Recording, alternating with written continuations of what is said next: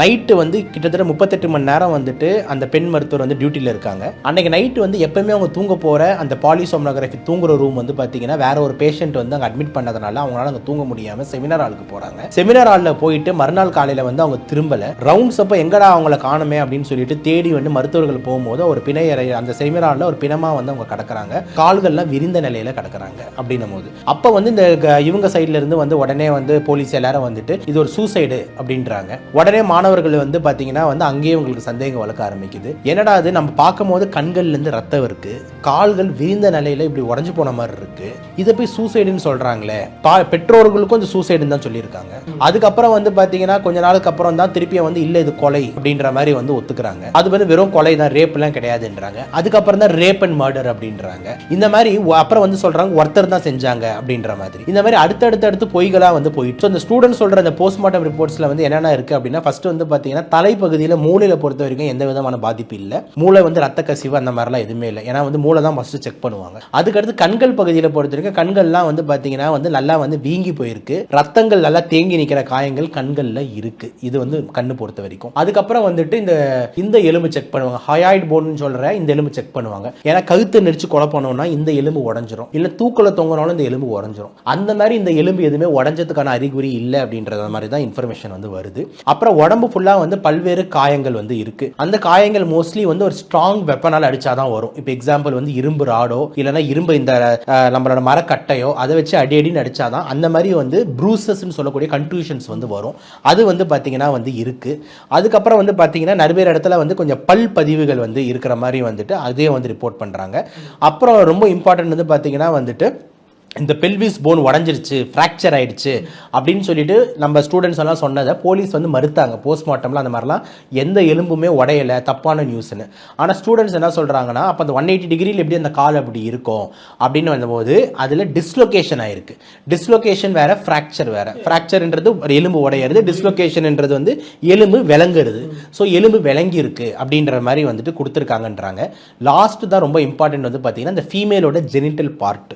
அந்த ஃபீமேலோட genital part வந்து பார்த்தீங்கன்னா அந்த ஹைமன் நல்லா கிழிஞ்சு போயிருக்கு. உள்ள இருக்கிற அந்த ப்ரொடெக்டிவ் ஹைமன் வந்து நல்லா கிழிஞ்சிருக்கு ஒன்று. ரெண்டாவது அந்த வெஜினால வந்து பார்த்தீங்கன்னா மல்டிபிள் லேசரேஷன்ஸ், அதாவது ஏதாவது ஒரு விஷயம் போய் மல்டிபிள் இடத்துல தேய்ன்னு தேய்ச்சா எப்படி ஃபுல்லாக வீரல். இப்போ எக்ஸாம்பிள் உங்கள் உதடு ரொம்ப சாஃப்டாக இருக்குது, அந்த உதடை போட்டு 100 பேர் வச்சு ஜக்குன்னு தேய்ச்சோம்னா உதடு நான் விரிசல் விட்டுரும். அந்த மாதிரி விரிசல்கள் பல விரிசல்கள் வந்து அங்கே காணப்படுதுன்னு எழுதியிருக்கு. அதுக்கப்புறம் வந்துட்டு அந்த statement 150 mg of thick white viscous fluid is found in the vaginal tract, இது எல்லாமே எழுதியிருக்கு. லாஸ்ட்டாக போஸ்ட்மார்ட்டம் ரிப்போர்ட்டை எப்படி முடிக்கிறாங்க அப்படின்னு பார்த்தீங்கன்னா வந்துட்டு ரேப் அப்படின்ற இடத்துல வந்துட்டு ரேப்டு அப்படின்னு சொல்லிட்டு டிக் அடிக்கிறாங்க.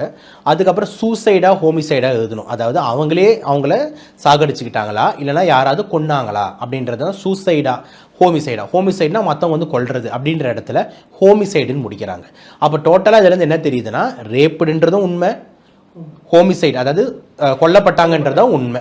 இது எல்லாமே வந்து அந்த ரிப்போர்ட்ல வந்து இருக்கு. 150 mg அப்படின்ற ஒரு வார்த்தை வந்து ரொம்ப பயங்கரமா வந்து வைரல் ஆச்சு. ரொம்ப வந்து நாட்டையே வந்து உழுக்கிற மாதிரி ஆச்சு. 115 போலீஸ் உடனே அந்த சைட்ல இருந்து வந்துட்டு 150 கிராம்ஸ்ன்னு சொல்றது வந்து பாத்தீங்கன்னா வந்து அந்த பெண்ணோட உரிப்போட வெயிட் அப்படின்றாங்க. இப்போ உடனே இந்த மருத்துவர்கள் மாணவர்கள் என்ன சொல்றாங்கன்னா இத்தனை நாள் அந்த 150 கிராம்ஸ்ன்ற வார்த்தை கூட நீங்க வெளியே சொல்லல, ஓகேங்களா? அப்ப 150ன்ற ஒரு நம்பர் வந்து வெளியே வருது அப்படின்ற மாதிரி நாங்க சொல்றோம்னா அப்ப எங்களுக்கு விஷயம் தெரியாம நாங்க சொல்றோம். அப்ப அந்த 150 கிராம்ஸ் நீங்க சொல்றது வெஜினா வெயிட்னா அப்ப அந்த ரிப்போர்ட்ல எழுதின a thick white viscous fluid about 150 mg அப்படின்றது என்ன? 150 கிராம்ன்றது வேற, 150 மில்லிகிராம்ன்றது வேற. சோ அந்த மில்லிகிராம் கணக்குல ஒரு திக்கா வெள்ளையா கஞ்சி மாதிரி ஒரு பொருட்கள் வந்து பாத்தீங்கன்னா வந்து அந்த பெண் உறுப்புல இருக்கு அப்படின்றதுல மென்ஷன் ஆனது வந்து அப்ப என்ன அது செமன் தானே அப்படின்னு சொல்லிட்டு ஸ்டூடெண்ட் சைடுல இருந்து வந்து ஸ்ட்ராங்கா வந்துட்டு அங்க இருக்கிற பயிற்சி மருத்துவர்கள் சைடுல இருந்து ஸ்ட்ராங் அலிகேஷனா வந்து வைக்கிறாங்க. இது வந்து சோ டோட்டலா போஸ்ட்மார்ட்டம் ரிப்போர்ட்ஸ்ல என்னென்னலாம் வந்து இருக்கு அப்படின்ற மாதிரி அந்த ஸ்டூடெண்ட் சொல்ற டிஸ்கஷன்ல இருந்து தான் நம்ம எடுத்துக்க முடியும். ஏன்னா அவங்க தான் வந்து பாத்தீங்கன்னா அந்த உள்ள என்ன நடக்குதுன்ற எல்லா இன்ஃபர்மேஷனும் கிடைக்கும். ஏன்னா இந்த சைடுல இவங்க ரிப்போர்ட்டே பெருசா வந்துட்டு இதுதான் ரிப்போர்ட்னு அவங்க வந்து ப்ரொஜெக்ட் பண்ணல, ரிலீஸ் பண்ணல.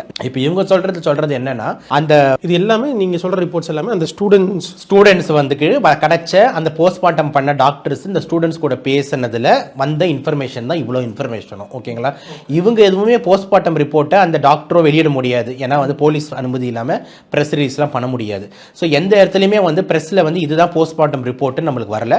இவ்வளோ இன்ஃபர்மேஷனுமே அந்த டாக்டர்ஸ்க்கு வந்து அந்த கம்யூனிட்டியில் அந்த டாக்டர்கிட்ட பேசினதுலேருந்து இவங்க கொடுக்குற இன்ஃபர்மேஷன்ஸ் தான் இது எல்லாமே இருக்குது.